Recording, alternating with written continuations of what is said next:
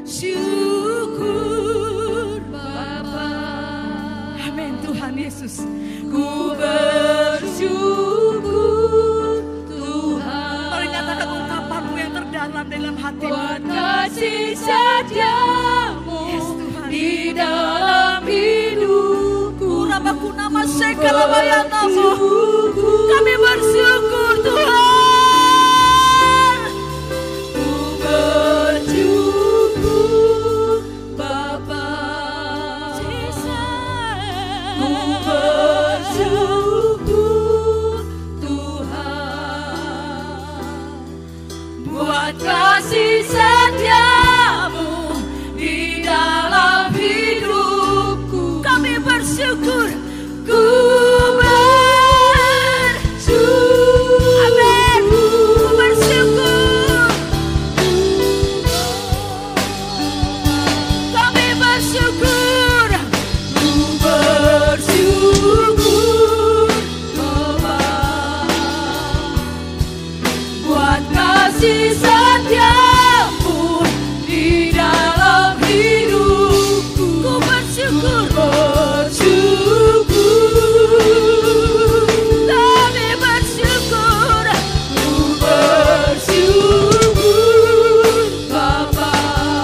Terima kasih Bapa yang baik. Buat kasih setiamu bagi kami. Jesus. Buat kasih setiamu di dalam hidupku. Bersyukur. Ku bersyukur.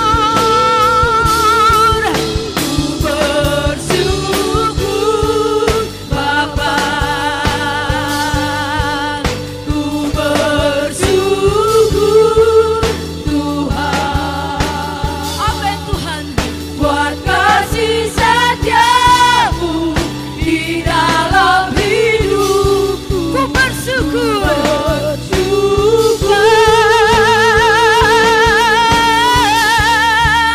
Ku bersyukur Bapa. Amin Tuhan. Bersyukur. Kami angkat tangan kami. Kami katakan kami bersyukur. Buat kasih setiamu di dalam hidupku. Ku bersyukur. Ku bersyukur. Ku bersyukur. Ku bersyukur. Kami bersyukur Tuhan. Ku bersyukur. Ya Tuhan. Tuhan.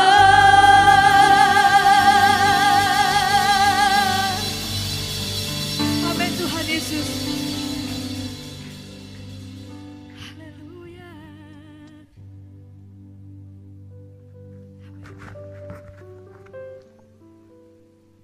Roh-Mu memenuhi ruangan ini untuk mengajari kami, menginsafkan kami akan kebenaran yang hendak Engkau sampaikan Tuhan.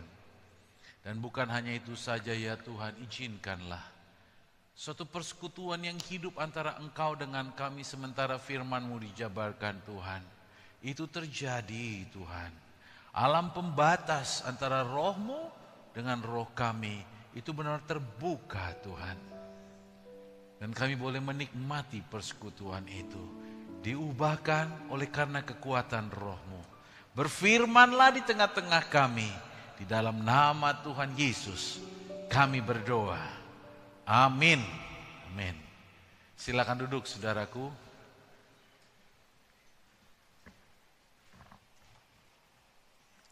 Shalom.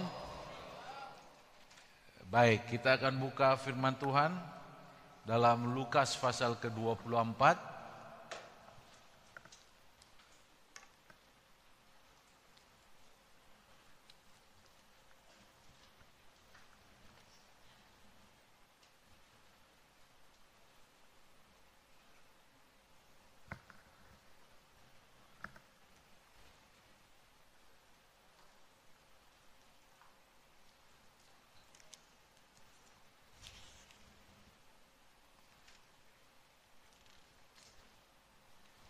Lukas 24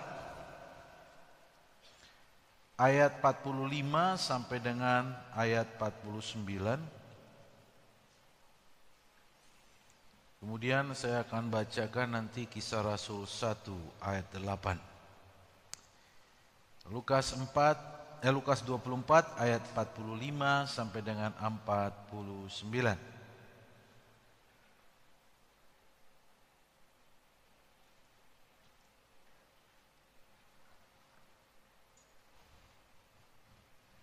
Sudah dapat? Saya yang ganjil, saya yang genap.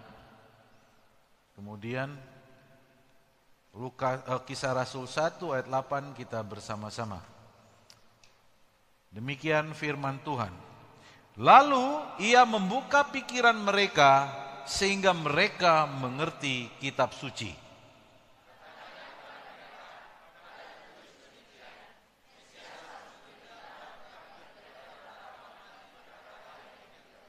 Dan lagi dalam namanya berita tentang pertobatan dan pengampunan dosa harus disampaikan kepada segala bangsa mulai dari Yerusalem.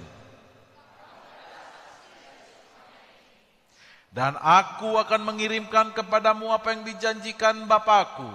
Tetapi kamu harus tinggal di dalam kota ini sampai kamu diperlengkapi dengan kekuasaan dari tempat tinggi. Kemudian Kisah Rasul 1 ayat 8 kita bersama-sama, demikian firman Tuhan. Tetapi kamu akan menerima kuasa kalau Roh Kudus turun ke atas kamu, dan kamu akan menjadi saksiku di Yerusalem dan di seluruh Yudea dan Samaria dan sampai ke ujung-ujung bumi.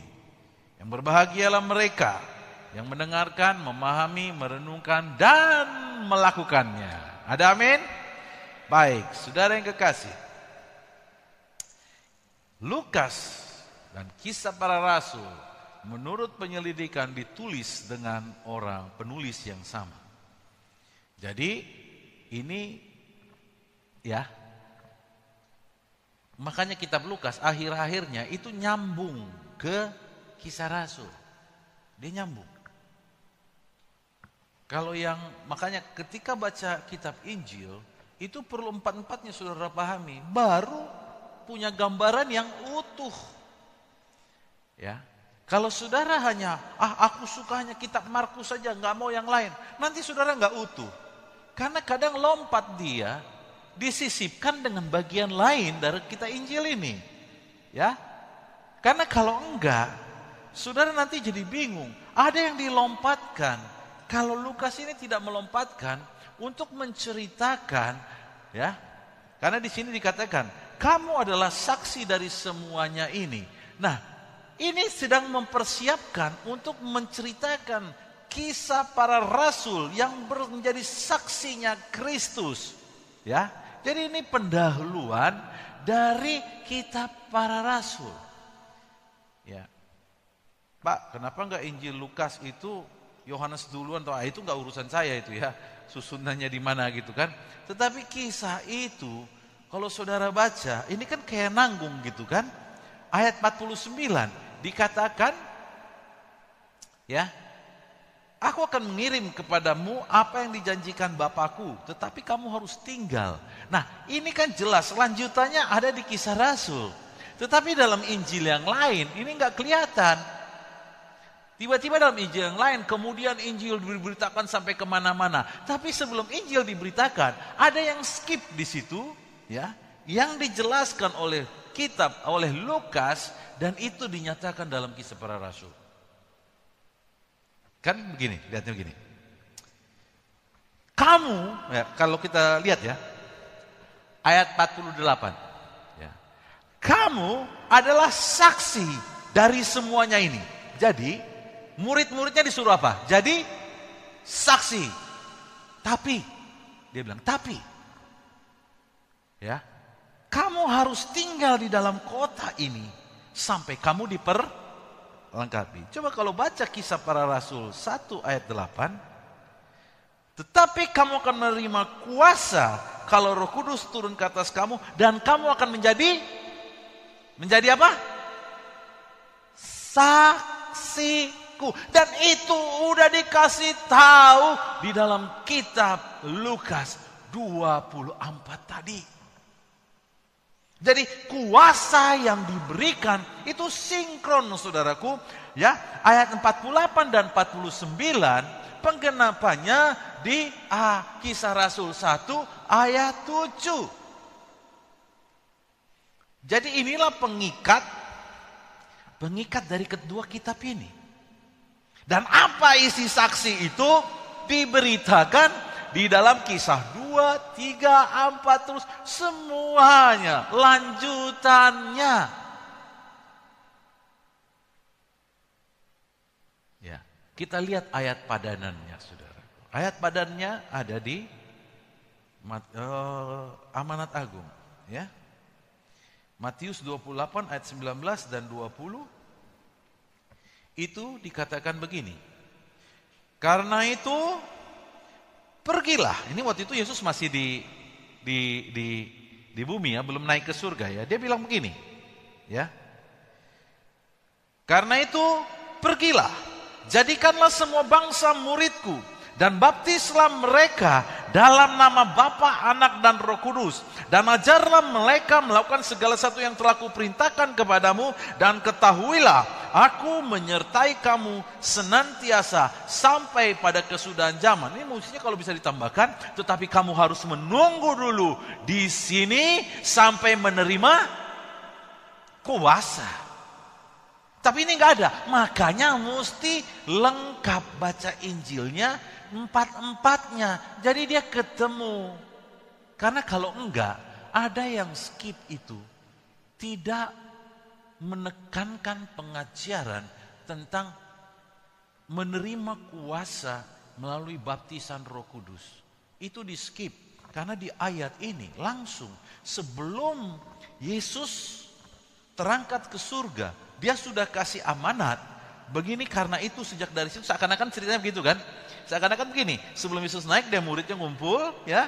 Dan kemudian dikatakan begini, jadikanlah semua, karena itu ya, setelah aku pergi, pergilah kamu, jadikanlah semua bangsa muridku, ya, baptislah mereka, ajarlah mereka melakukan dan sebagainya, dan ketahuilah aku menyertai kamu senantiasa sampai bang, that's it, go. No, kejadiannya tidak seperti begitu. Kejadiannya itu merupakan amanat yang akan kau lakukan, tetapi tunggu dulu sampai kamu menerima itu. Ya, jadi jangan dipertentangkan ayat ini. Tetapi ini mesti diketemukan supaya sinkron. Nah, dalam sisi ini ada kata yang lebih elit. Jadikan semua bangsa muridku. Jadi di sini muncul kata murid. Disuruh jadi murid. Kalau di Lukas kata apa? Saksi. Disuruh jadi saksi. Wah, tambah bingung saya nih Pak. Saya akan menolong saudara mengajar. Saat ini saya ambil waktu 10 menit mengajar saudara. Tolong papan tulisnya Pak Adi. Ya. Supaya jangan hilang esensi yang Tuhan mau ajarkan melalui firman-Nya. Terima kasih. Terima kasih. Ada kata tadi yang menarik, namanya yang lagi keren, murid. Wah, kalau udah kekristenan bicara murid, kayak ini. Tetapi terus terang, sebagai orang Kristen pernah nggak mendengar kata murid itu? Sering kan? Tetapi kayak nggak gregetan gitu loh, ya. Kayak sesuatu apa? Suatu status yang lain gitu. Murid, ya. Sayangnya ini diperdalam dengan pemikiran sekarang. Ya, ini Yesus ngomong ini kapan? Kapan ngomongnya? 2000 tahun yang lalu, ya toh? Ini dia ngomong ini kapan? 2000 tahun yang lalu. Tapi ini coba diterjemahkan sekarang. Sebagai contoh diambil. Murid adalah anak didik. Ya. Kalau terjemahannya matetes, anak didik, disciple. Ya. Lantas kita berkiblat anak didik kapan? Sekarang. Ya. Anak didik sekarang kayak apa? Mesti pakai seragam. Artinya nurut kamu. Ya toh? Ya. Mesti disiplin. Masuk jam. Ya yang sekarang gak longgar kan sekarang ya. Setelah masa pandemik ini. Ya. Asal di-on kan dipikir sudah ngikut. Mana tahu kan gitu. Ya, tapi dulu kemarin-kemarin itu yang namanya anak didik, you hadir ke kelas, kelihatan lu lagi tidur atau you lagi ngelamun atau lagi denger. Jadi dibuatlah kayak gitu sehingga murid itu menjadi di sini dibilang anak didik.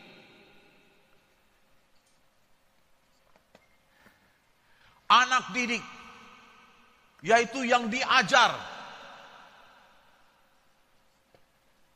Saudara tahu kalau udah mulai diajar, belajar, menghafal, pikirin rumus dan sebagainya, kan larinya gitu kan, kalau diajar kan, hafalan dan selalu begitu, keluarlah begini. Kira-kira didatengin orang apa dijauhin orang nih? Halo, didatengin apa dijauhin nih? Saya mau tanya sama saudara. Waktu paling bahagia setelah lulus kuliah atau mau masuk kuliah? Halo, setelah lulus sekolah atau mau masuk sekolah? Waktu paling bahagia. Kenapa setelah lulus? Merdeka. Capek kali itu tugas. Mau tesis ke, mau skripsi namanya, mau tugas, mau begini. Capek. Waktu lulus apa? Oh, merdeka. Sekarang datang nih, ya. Pengajar Kristen datang bilang, kamu harus jadi murid Yesus. Tambah beban gak? Kira-kira. Hah? Halo, jujur dong. Saudara kadang gak jujur. Hah? Kayak rohani tampangnya. Padahal jujur dulu sedikit. Tambah beban gak kira-kira? Aduh, sekolah lagi. Masuklah kelas pemuritan. Pak Rudolf kumandangkan kelas pemuritan. Saya yakin di dalam batin saudara. Kelas apa lagi kok? Iko apa lah iko? Alah, tambah lagi nih kayak gini. Panjang. Ya, seperti mendaftar ke SD. Narwastu, Autotriola. Ya, tambah pusing orang Palas pikir apa? Tambah pusing. Ya, seperti begitu. Dan itu sudah terjadi. Ya. Kemudian dari sini diterapkan disiplin. Ya. Setelah disiplin naik tingkat. Naik kelas dan naik tingkat, ya kan? Iyalah ya, pemuritan ada kelasnya juga kan. Iya toh? Wah, tambah pusing enggak kira-kira? Hah? Gitu. Dulu waktu Tuhan Yesus ngomong, kira-kira ini enggak terjemahnya? Ini baru ada metode sekarang atau metode dulu ini? Ya, metode sekarang.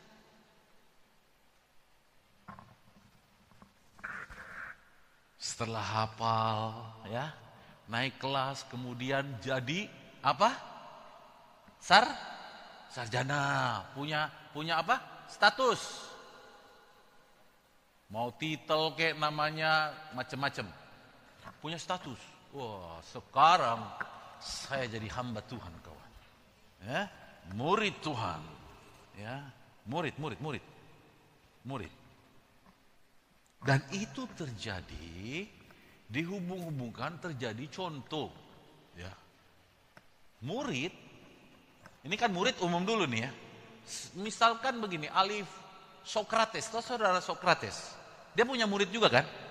Dia belajar, filosofinya, dipelajari, dihafalin, direnungkan, kemudian status. Inilah murid Sokrates. Kalau dengar perkataannya, filosofinya, penuh hikmat dan sebagainya. Ya, jadilah dia sebagai murid, statusnya murid. Dulu dalam bahasa yang sederhana, saya yakin pada masa 2000 tahun saya karena nggak hidup di situ, saya punya keyakinan saja. Nggak ada SD kurasa ya, SMP juga nggak ada ya, SMA mahasiswa juga nggak ada. Tapi dulu sudah ada murid kan, ada murid Yohanes toh, ya, ada muridnya Elia, ada murid yang disebut kemudian murid nabi-nabi, muridnya ya silakanlah. Tapi itu yang saudara bayangkan seperti sekarang, padahal dulu tidak seperti begitu. Coba kita simak dalam Injil ya. Yang dia maksud ketika dia bicara sama mereka yang namanya murid, dia suruh muridnya ini, jadilah pengikutku. Ya, dia suruh jadi pengikutku. Kemudian dikatakan lagi lebih jelas, jadi saksiku. Ya, jadi saksiku, pengikutku, saksiku. Apa yang mau disaksikan? Saksikan bahwa aku adalah Mesias. Apalagi bahwa dalam namaku ada pertobatan. Bahwa di dalam namaku ada pengampunan Saya mau tanya, ini tertulis nggak ini? Tulis. Kapan tertulisnya? Saudara baca. Barusan saudara baca. Ini nggak perlu interpretasi kan? Sudah tertulis. Baca. Nah, untuk menjadi saksi ini, kamu diperlukan kuasa. Kuasa dari tempat yang maha tinggi. Keluarlah ini, engkau sebagai saksiku. Inilah murid yang dimaksudkan dia. Ada pertanyaan. Dia tanya, dia bilang begini. Orang akan bilang, kalau saya lebih setuju ini, karena ini pola pikirnya seperti gurunya. Ini seperti gini. Yang ini mana? Hanya ngomong. Maaf, pengertianmu salah. Pengertianmu salah. Waktu Roh Kudus dicurahkan, dia menerima kuasa dari tempat yang maha tinggi untuk menjadi saksi mulut dan perbuatan.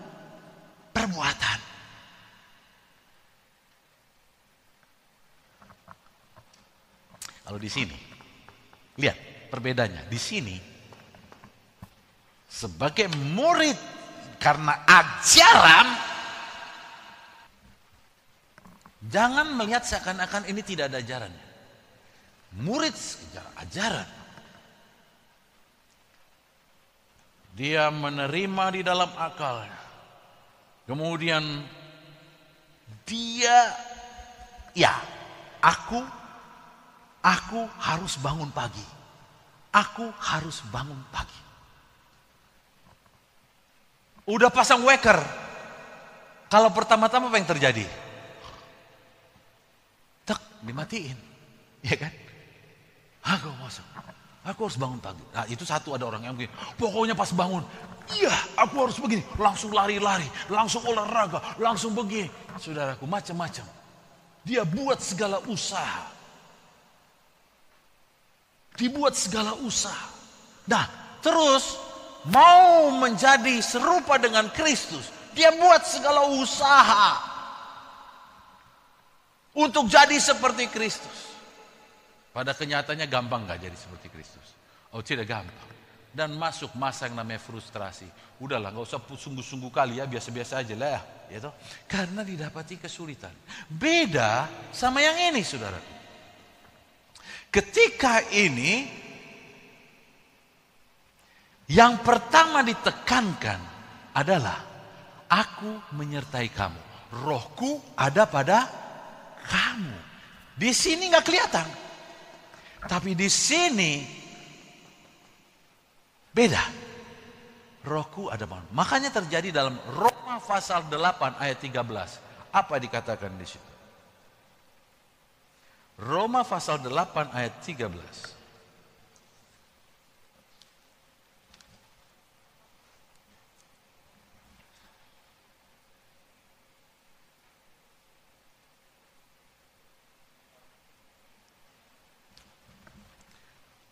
Dapat?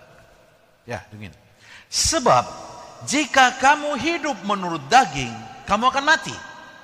Tetapi jika oleh roh kamu mematikan perbuatan-perbuatan tubuhmu, kamu akan hidup. Waktu dia mendisiplinkan dirinya, apa yang dilakukan? Kekuatan pikiran atau bersama roh? Baca baik-baik.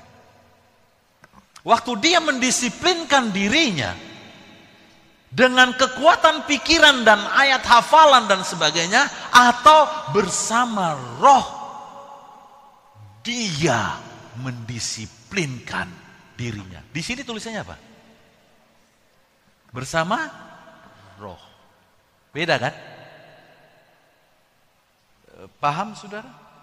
Memang agak tinggi pelajarannya ini, tapi saya harus ajarin sama saudara. Perbedaannya begini.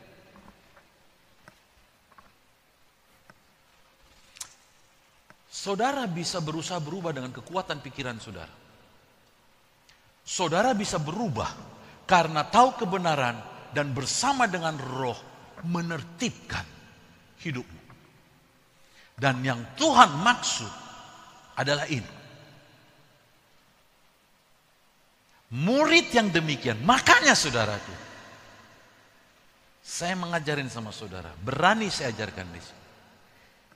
Beda murid Tuhan sama murid nabi-nabi yang lain, sama murid Sokrates, sama murid dulu ahli-ahli Taurat dan murid, bedanya di mana? Ketika murid nabi dan murid, pikiran nabi, pikiran orang penting itu coba taruh di dalam orang itu saja. Tetapi murid Kristus, pikiran Kristus dan rohnya tinggal di dalam orang itu. Sehingga orang itu berubah bukan karena kekuatan pikirannya saja, tetapi orang itu berubah karena apa? Roh dia ditaruhkan di dalam orang ini. Oleh roh itulah dia mematikan, menertibkan dirinya. Ada amin? Beda tuh? Maka saudara stres akan melihat orang udah diajarin gak berubah-berubah. Karena pengajaran itu akan mendapat seleksi. Tetapi bersama dengan roh dia akan nginsafin terus. Nah, di sini lagi. Waktu Roh Kudus diberikan kuasa dari dalam dan diberi insaf. Yohanes 16 ayat 13 bilang begitu kan? Ya, kalau dia datang, dia akan menginsafkan dunia akan dosa, kebenaran dan penghakiman. Penghakiman bahwa pertobatan hanya di dalam Kristus. Kebenaran demi kebenaran akan menolong pengampunan dosamu dan kemudian kau akan mengenal Dia sebagai Tuhan. Nah, masalahnya begini saudaraku. Memang orang udah jenuh gitu kadang. Ketika mulai bersaksi nggak jelas. Ya, bersaksi tujuannya agak lain. Padahal Roh Kudus akan menolong orang bersaksi meninggikan Kristus. Ya toh? Kan itu. Itu maksudnya saksi, bukan sekedar begini. Saudaraku, saya benar-benar luar biasa. Saya berdoa dan kemudian Tuhan beri saya hadiah mobil baru. Lah untungnya apa? Hah? Bukan itu kesaksian yang Roh Kudus mau tanamkan. Bukan berarti nggak boleh dapat. Saya dapat mobil baru karena saya ingin melayani Tuhan. Dan di situ saya selalu begini, Tuhan, aku ingin meninggikan namamu di sana. Tetapi pergi ke sana aku tak mampu Tuhan. Udah berusaha aku jalan dan kemudian dia anugerahkan aku mobil baru. Kalau itu sinkron gak dapat mobil baru dengan meninggikan Tuhan? Sinkron toh? Saudaraku, mobilku udah tua. Aku udah berdoa lama. Dan ternyata aku dapat mobil baru. Haleluya. Apa yang dihaleluyain? Iya toh? Tetapi aku melayani dia. Ketika itu aku berjuang hujan-hujan karena mobilku sering mogok, saudaraku. Istriku di dalam, aku yang mendorong dari luar. Ketika keluar dari satu desa. Dan sekarang dia anugerahkan aku mobil yang baru. Sehingga aku bisa leluasa pergi sana. Ada urusannya enggak? Sangat.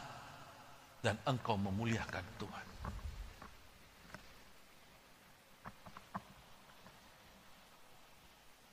Saksiku. Kemudian ada yang bilang lagi, saya pengen coba melemparkan satu pertanyaan karena di sini nggak buat kelas tanya jawab. Ada yang bilang begini, Pak, itu saksi itu hanya pada rasul-rasul karena mereka pernah hidup sama Kristus. Lah saya kan tidak. Nah, inilah yang pakai akal. Dulu Kristus hidup di dalam daging, sekarang Kristus di dalam rohmu. Berarti kau nggak pernah percaya Yesus hidup di dalam kamu. Saya mau tanya sama saudara, Paulus bersaksi tentang Kristus gak? Luar biasa gak? Saya mau nanya, dia pernah hidup sama-sama Tuhan Yesus? Tak pernah. Tetapi pengalamannya bersama dengan roh, penglihatan dan apa yang terjadi, ajaran dia menyingkir, Tuhan ajarin dia. Ada pertemuan dengan Tuhan. Dan dia berdiri sebagai saksi Kristus yang hidup. Oleh karena itu saudaraku, siapakah saksi yang Tuhan maksud? Adalah orang yang hidup bersama-sama dengan Kristus. Baik di dalam daging maupun di dalam roh. Dan kamu adalah saksi Kristus. Kalau kamu benar dalam roh. Amin. Dan inilah yang dimaksudkan. Karena kalau enggak, kata ini berhenti. Bahwa kata ini hanya untuk murid-murid yang hidup pada masa itu. Baca di dalam Kisah Para Rasul yang bersaksi tentang Kristus. Tidak semua yang pernah hidup sama dengan Kristus. Karena apa? Karena ada Roh Kudus tinggal di dalam mereka, dan kuasa itu menjelma bagi Yesus. Kemudian orang-orang itu mengalami siapa Yesus di dalam rohnya, dan dari situ mereka tetap bersaksi, dan mereka ini menjadi status murid-murid Kristus yang bersaksi bukan hanya dengan kata-kata, tapi dia mengalami kehidupan. Dan inilah yang membuat dia semakin lama semakin serupa dengan Kristus. Saudara, saya mau nanya sama saudara. Saudara pernah bergumul dengan marah enggak? Artinya bukan karunia marah, jangan bilang marah karunia ya. Ada marah, ya toh? Dengan kekuatan, dengan pikiran, marah tuh bagus gak? Kalau pikiran bilang gak bagus, jadi saudara mau mengurangi ya, mengurangi pelan-pelan begini. Gampang gak? Gampang? Tidak gampang. Apalagi ketika sudah naik dalam tingkat tertentu, itu gak ada batasan, gak ada hambatan. Gak ada. Saudara tahu, gak gampang loh keluar dari marah. Tapi Roma pasal 8 ayat 13, ingat gimana caranya? Bersama dengan roh, ya, aku mengalahkan amarahku. Kalau aku sendiri aku tak sanggup. Aku sendiri aku gak sanggup. Saudara termasuk gugup, tahu gugup? Tahu gugup gak?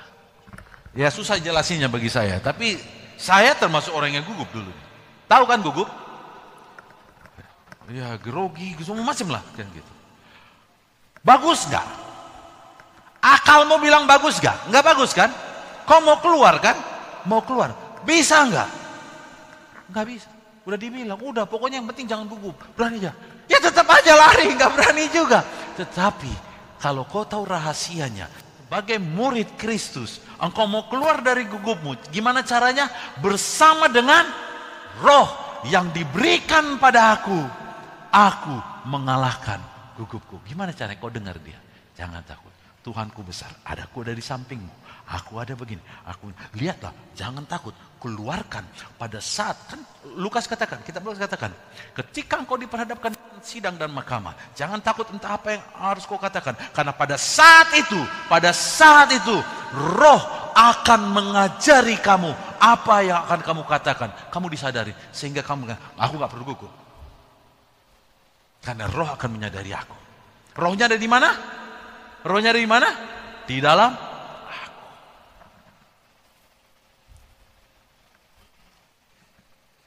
Amin.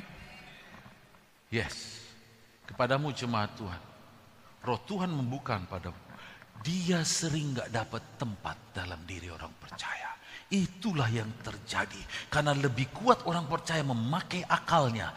Bukan persekutuan dengan roh. Bersama dengan akal budimu. Engkau mengalahkan manusia lama untuk menjadi ciptaan yang baru. Dia nggak dapat tempat. Makanya corona ini baik. Halo, corona, pandemik ini adalah kairosnya Tuhan untuk menunjukkan pada gerejanya. Karena selama ini akalmu berkata, kau sudah lahir baru, kau mati masuk surga, yes. Bahwa Tuhan melindungi kamu, yes. Akalmu, tapi rohmu belum tentu berkata begitu. Tapi sekarang nggak bisa dong pakai akal aja, karena akalmu dikalahkan. Di mana-mana ada virus. Tetapi ketika rohmu bersama Roh Kudus di dalam ini menyatu, roh akan katakan, aku menjagai kamu. Amin. Itu yang membuat engkau berani dan kuat. Tanpa itu aku pun tak berani. Tapi karena itu aku berani. Sekarang udahlah terang-terangan aja kan. Terbukti. Dia sedang mengecek hati kita. Kamu tuh murid yang kayak gini karena pengetahuan, atau murid karena kau sedang dipersiapkan menjadi saksi Kristus dengan kuasanya, hidupmu dirubahkan dan engkau berkata meninggikan Kristus.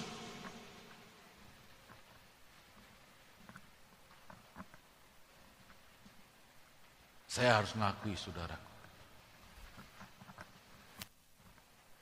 saya pun pengajar ini saudara.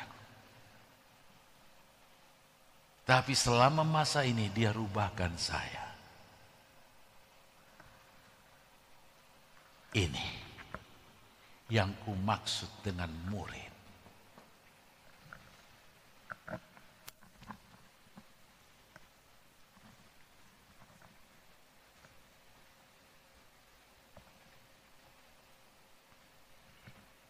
Adalah pengikut dan saksi Kristus. Mulut, perbuatan, kehidupan.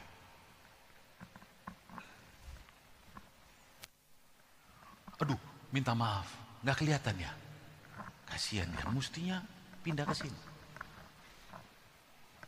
Lihat rekamannya saja, oke?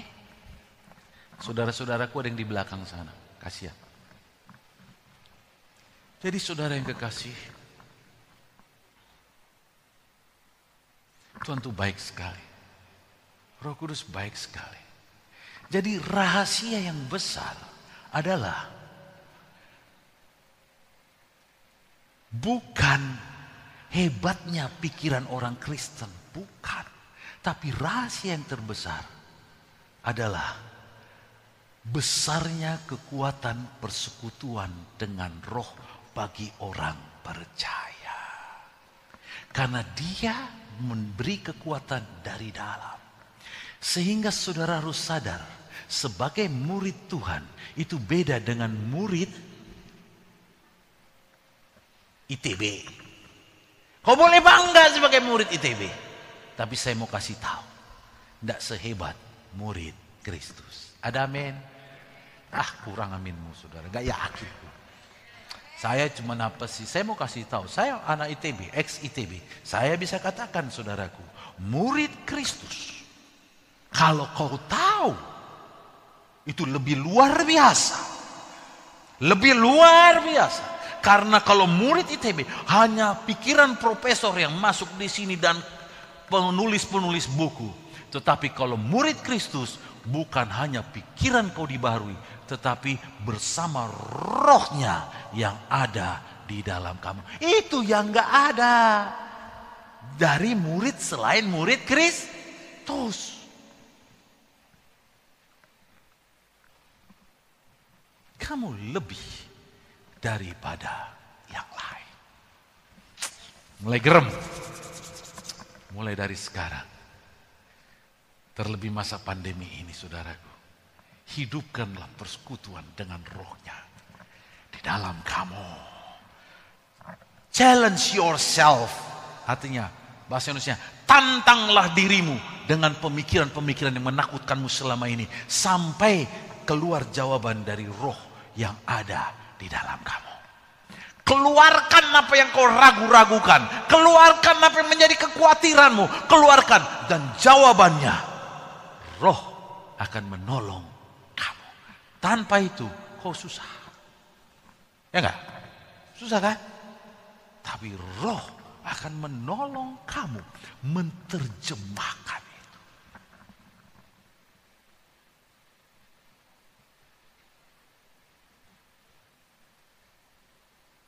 Saya bersaksi.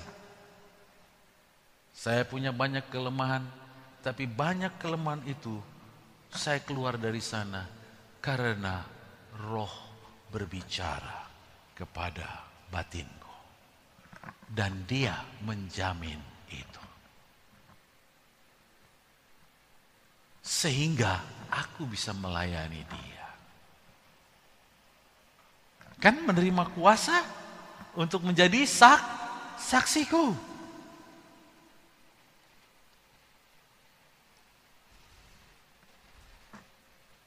Ada amin? Saatnya sekarang saudaraku, jangan lewatkan waktu-waktu ini. Jangan lewatkan waktu-waktu ini. Berani, sekaranglah saatnya belajar. Memiliki persekutuan yang hidup dengan rohnya. Belajar tanya. Amin. Sampai yang sekecilnya dia bisa bicara loh. Hidupkan itu. Dia bisa bicara dalam hati. Hidupkan itu. Dia yang bisa mengungkapkan, menghidupkan belas kasihan. Belas kasihan Yesus bisa. Ya.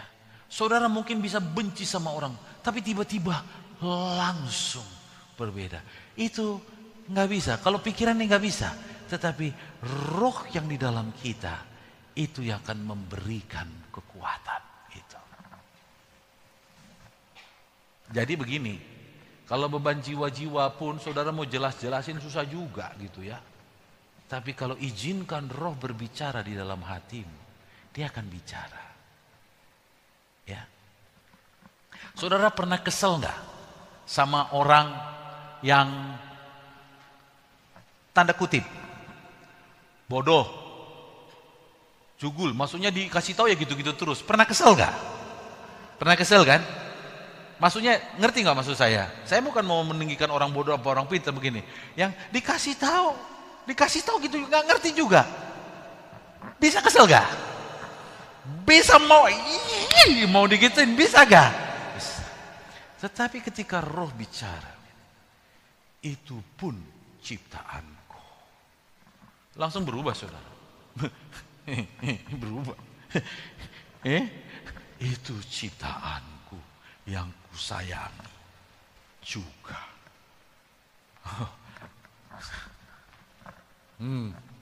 Beda saudara. Enggak lagi. Langsung Tuhan, kebahagiaanmu tentunya aku menolong dia supaya menjadi serupa dengan engkau. Dan kau layani dia, tidak pakai keluh kesah. Percaya. Makanya begini saudaraku. Di dalam pelayanan ini dikasih nama-nama orang yang mau dilayani.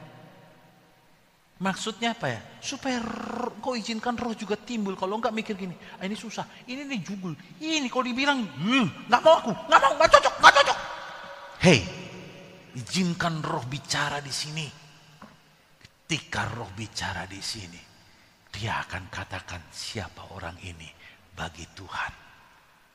Amin. Karena mungkin kadang, sekarang gini. Saudara baca di Kisah Para Rasul.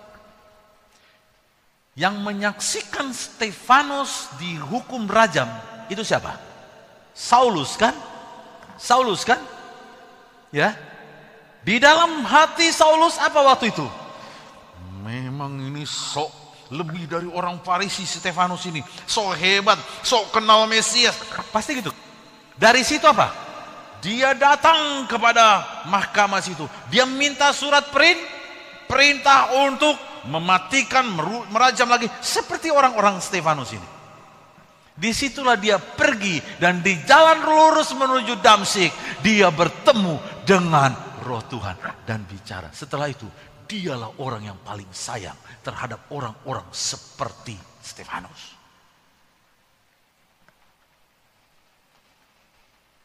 Jadi rubahkan karena dari dalam. Kalau karena pikiran, dia berpikir gini, Stefanus ilmunya nggak seperti aku kawan katanya. Ya, Saulus kan jago kan, gitu, orang Farisi. Jago, ini ilmunya belum apa-apa orang Farisi. Ahli Taurat, belum apa-apa nih si Stefanus ini. Kosok kali dia, kayak sudah hebat dia. Itu yang ada di dalam pikiran Saulus. Tetapi ketika rohnya disadarkan oleh Roh Kudus yang ada di dalam dirinya, dia berubah. Bahkan tujuannya bukan menjadi ahli Taurat yang hebat. Filipi 3 ayat 10 katakan, yang ku kehendaki ialah mengenal dia dan kuasa kebangkitannya. Sehingga aku pun beroleh kesempatan mati serupa dengan dia. Ngeri gak?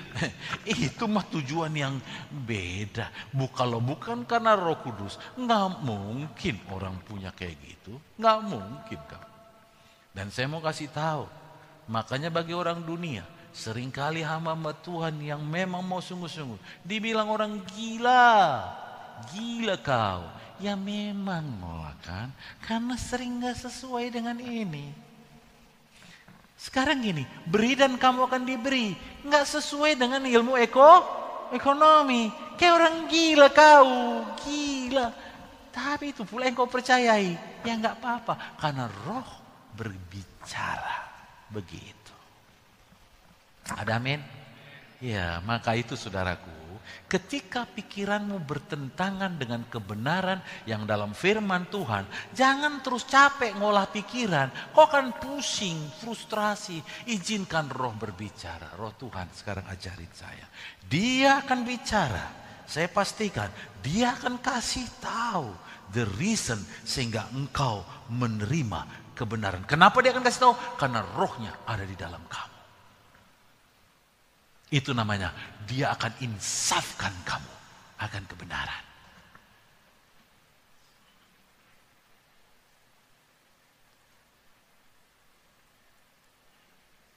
Ketika Tuhan bicara, Tuhan bilang, aku ingin kamu jadi pendoa. Tak tahan aku duduk Tuhan. Tak tahan aku. Hanya diam gak kelihatan Tuhan. Gak apa-apa, karena itu pikiranmu, ya kan? Gitu? It's fine. Tapi pertemukanlah pikiranmu itu semua dengan roh yang ada di dalam sini. maka kau akan berbeda. Percaya sama saya.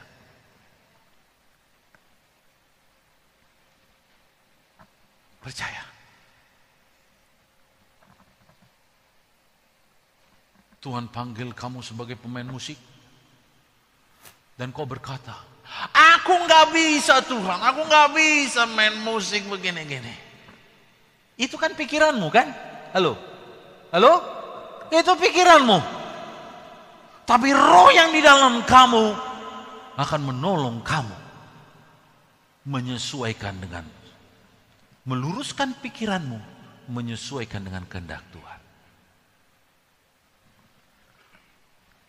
Kadang-kadang ahli kungfu lebih jago mengikuti apa prinsip gurunya. Kalau tangannya kurang, masukin pasir.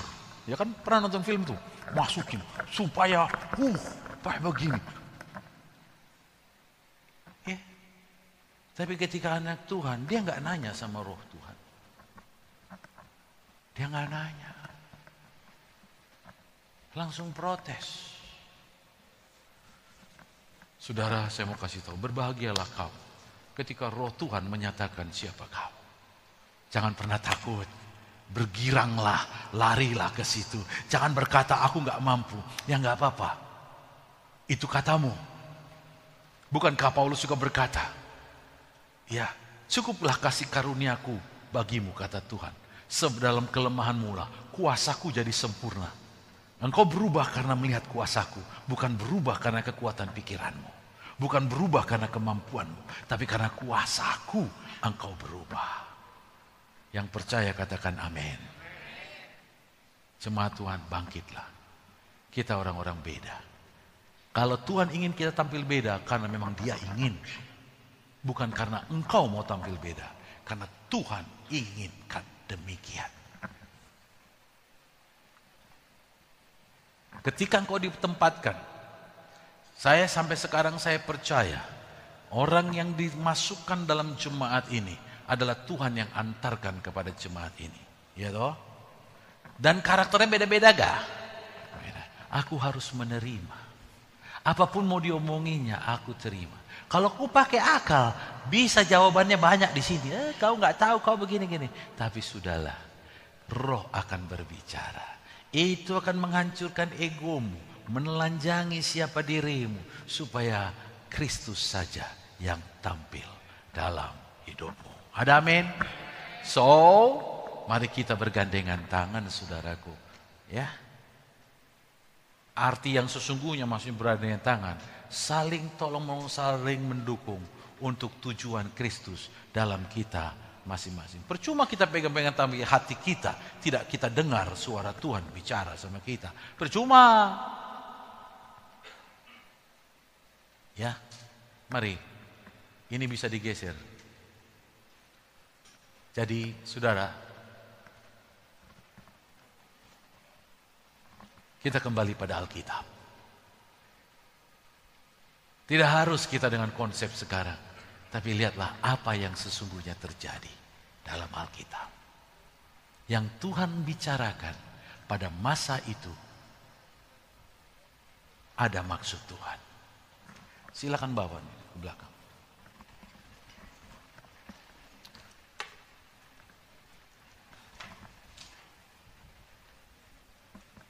Kita siapkan hati kita untuk kita izinkan roh Tuhan berbicara sama kita. Ingat,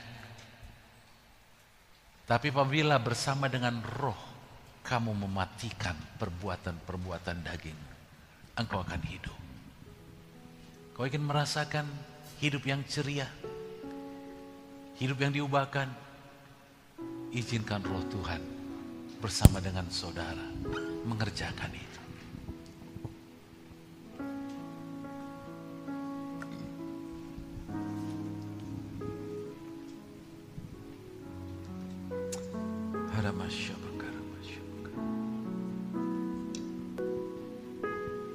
Roh Allah yang hidup penuhiku, Roh Allah yang hidup pulihkanku.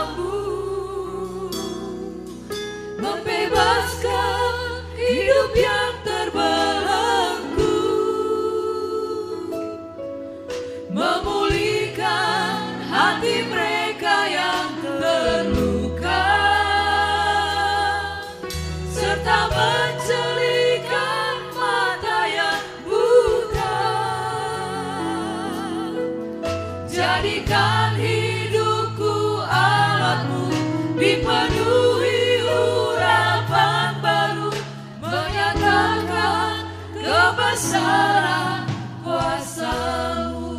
Saya percaya saudaraku yang mengarang lagu ini, dia mendapat ilham dari Tuhan.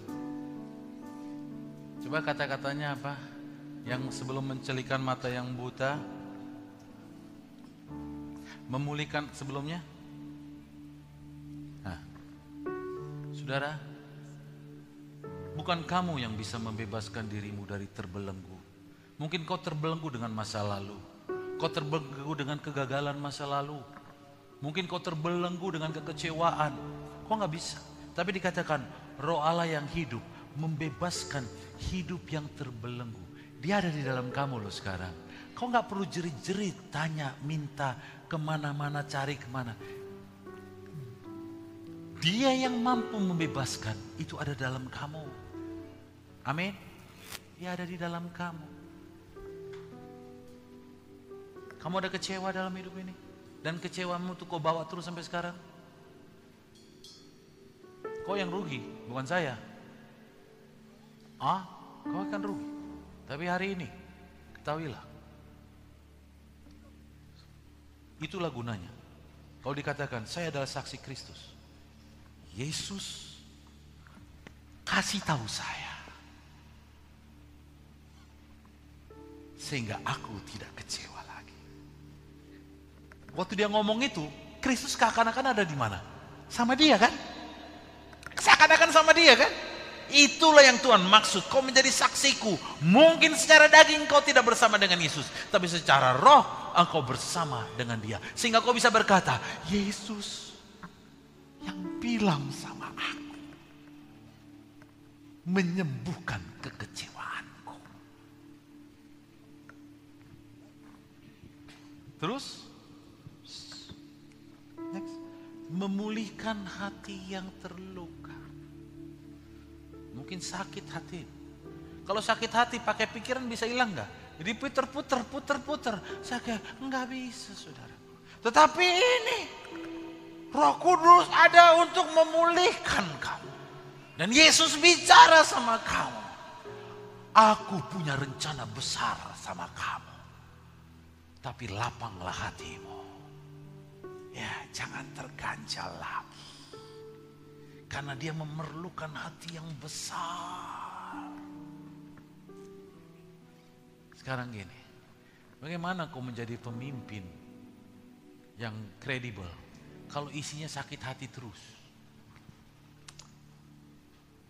Dia harus besar hatinya.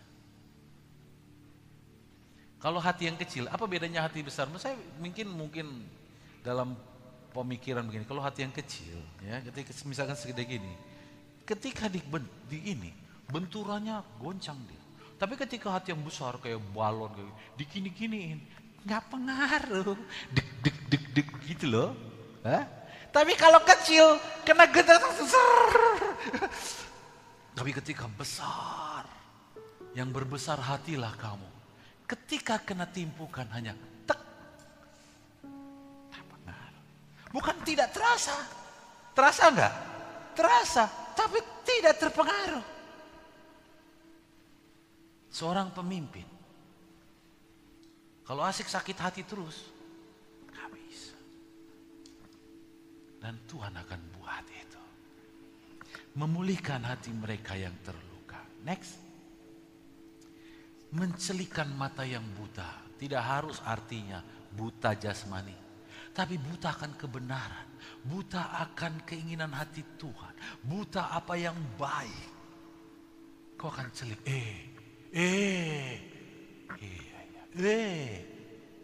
Pernah saudara keadaan begitu tiba-tiba ketika menerima kebenaran langsung baru tahu aku. Pernah gitu? Nah, itu namanya sedang dicelikan matamu yang buta. Lah selama ini kan ada itu. Loh, firman Tuhan ini udah tertulis 2000 tahun kan? Bukan baru kan? Kok sekarang waktu kau baca firman seperti itu berarti matamu yang buta lagi dicelikan. Siapa yang mengerjakan itu, saudara? Roh Kudus. Ada di mana dia? Inside you, di dalam kamu. Dia sering gak didengar bangkitkanlah persekutuan, maka ketakutanmu akan beres. Saudara, nggak selalu kita siap menghadapi masalah, ya toh? Berani menghadapi masalah, ya kan? Kadang-kadang kalau kita tahu ada antisipasi masalah udah takut duluan, begitu nggak? Kadang udah kita pikir-pikirin juga, ciut, stres, bisa mati malah. Tetapi Roh akan bicara, aku menyertai kamu. Lihatlah, ketika kau mengalami bagaimana Tuhan beracara pada saat itu menjadi kesaksian bagimu, kekuatan bagimu untuk di depan nanti. Tuhan menyertaimu.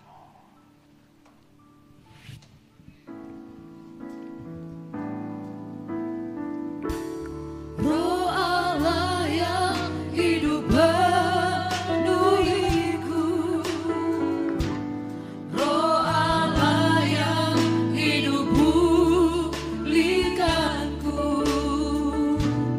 turunlah urapan ke atasku, membangkitkan kuasa-Mu. Roh Allah yang hidup penuhiku, Roh Allah yang hidup pulihkanku, turunlah urapan ke atasku, membangkitkan kuasa-Mu, Bebaskan hidup yang terbelenggu,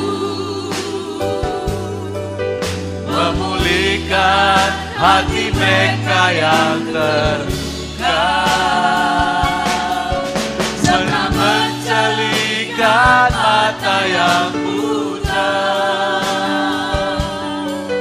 Jadikan hidupku, Allahku, dipenuhi urapan baru, menyatakan kebesaran kuasa-Mu. Roh Kudus yang manis, Kau mendatanglah memenuhi kami semua. Amin. Kau sudah dikirim Bapa atas kami, tapi mungkin tempatmu begitu sempit di dalam hati kami, terpojokkan, tidak leluasa bergerak dan berbicara. Daripada hari ini, Roh Kudus yang manis, leluasalah Engkau di dalam hati dan pikiran kami. Roh Kudus yang manis, penuhilah kami, penuhilah kami. Karena sekali Engkau masuk, jangan tanggung-tanggung. Jangan tanggung-tanggung. Karena kami sadar kami dipanggil menjadi saksi-Mu Tuhan. Menyaksikan pada dunia bahwa Allah yang hidup di dalam kami. Membuat kami mengaku Yesus adalah Tuhan. Memampukan kami berkata, bertobatlah karena keselamatan hanya ada dalam Kristus. Kami tahu, kami sadar Tuhan. Ketika kami di bawah Tuhan dalam posisi tertentu, itulah bukan kami mengkonsum pujian, menikmati pujian dari orang, tetapi adalah jalan Tuhan untuk aku menjadi saksi-Mu di situ. Tapi ketika aku berdiam, aku mengambil tempat Roh Kudus. Aku menikmati pujian bagi diriku. Roh Kudus yang manis, Roh Kudus yang Pada hari ini ya Tuhan, ketika aku mendapat kesempatan, datang ke atas, baik kesempatan apa yang kata dunia katakan luar biasa. Roh Kudus yang manis, Kalau Tuhan antarkan aku ke sana, sesungguhnya datang ke atas, Engkau ingin aku menjadi saksi-Mu di sana. datang penuhiku, Demikianlah aku berdiri sebagai murid-Mu Tuhan. penuhi datang urapiku,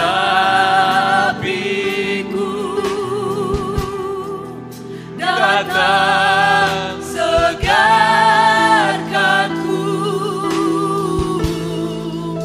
Roh Kudus yang manis,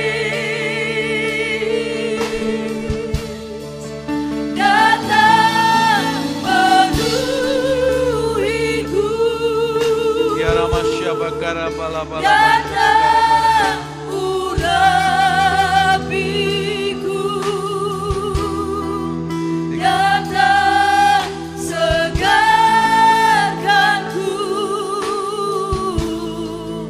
Roh Kudus yang manis. Saat ini ambillah waktu untuk mengizinkan Roh Kudus yang ada dalam kita itu dapat berbicara ke dalam hidup kita, berbicara sama kita, sehingga itu akan menuntun hidup kita. Dan ketika kita berkata-kata, benar-benar seakan kita sedang bersaksi bahwa Dia mengubahkan kita, supaya kita bisa menyatakan siapa Yesus yang sesungguhnya. Ya Ramaka Paramasya Bakapa, ya lama-lama Masya Bakara. Mungkin selama ini kita selalu bersandar pada kekuatan pikiran kita. Tapi ketahuilah, ada roh yang luar biasa, yang lebih besar dari roh dunia ini. Dia mampu menolong pikiran kita, bahkan memberi jawab dari segala kebuntuan pikiran kita, bahkan memberitahu kita akan hal-hal jalan buntu, saudaraku. Bahkan menolong kita mengubahkan tabiat dan kebiasaan kita. Dia akan tolong kita mengatasi temperamen kita. He is the Lord. Dia adalah Tuhan. Dia hidup dalam kita.